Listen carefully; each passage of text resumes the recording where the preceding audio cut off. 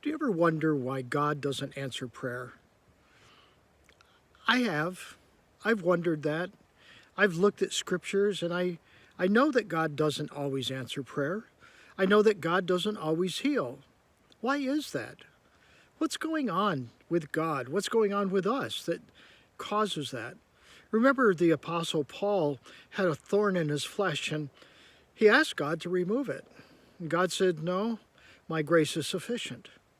Why is it that the things that we want to have removed out of our lives are kept there? Is it because there's something in it that God wants us to see and learn? Is it something that has to do with our growth and our development? In the Gospels, there's the story of the man that was at the pool of Bethesda. Jesus came up to him and he said, "Do you want to be well?" I've often looked at that question and wondered, why would Jesus ask that? Wasn't it obvious that that's why the man was there? But you see, healing and change will often mean a change in our lives. What we've normally done, what we plan on doing, how we do it, all kinds of things may need to change because of our healing. The man at the pool, he'd have to get up and walk. He'd have to carry his mat. He'd have to work. He couldn't rely on others to take care of him anymore. It was going to be a drastic change in his life.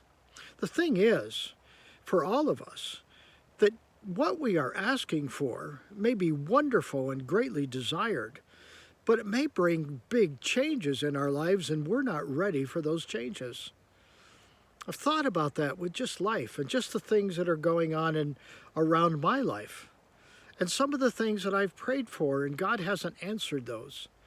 Does that mean that I'm in the wrong place? Does that mean that God doesn't love me anymore? Does he mean that he doesn't love you? No.